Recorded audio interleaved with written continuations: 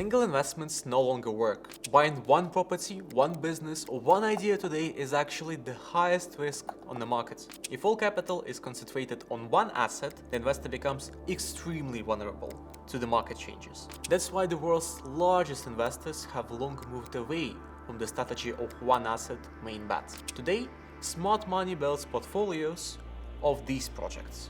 Buy real estate, open a business, enter one market and wait for the growth. But after 2020, the market changed dramatically.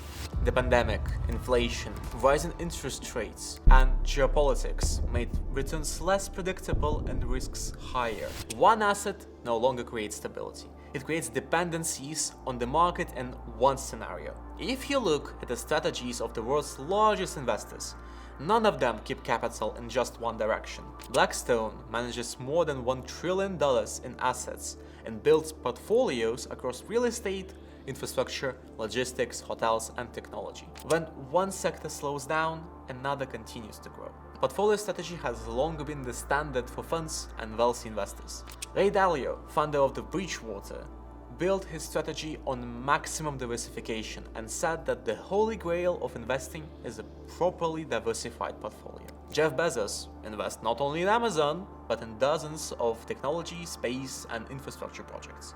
Elon Musk spreads capital across not only his companies, but also other avenues as well.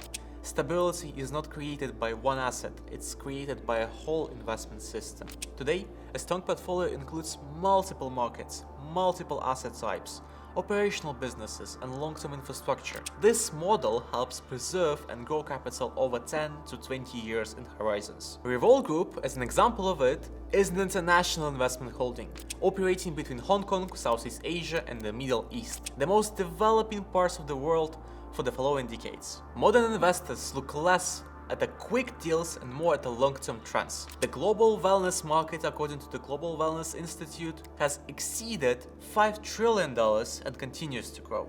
The longevity industry also is becoming one of the fastest growing sectors in the world. Sports and lifestyle infrastructures show stable demand. This is why capital is increasingly moving into operational projects and infrastructure, not just traditional real estate. The main question today is simple. Will this asset still be in demand in 10 years? This model, of course, is not for everyone. It is for the investors who think strategically, who build capital for years to come, and who understand the value of diversification. This approach is for those who want not to just invest money, but to build a sustainable capital systems for themselves and for their families. Thank you for watching, and we will see you in the next one.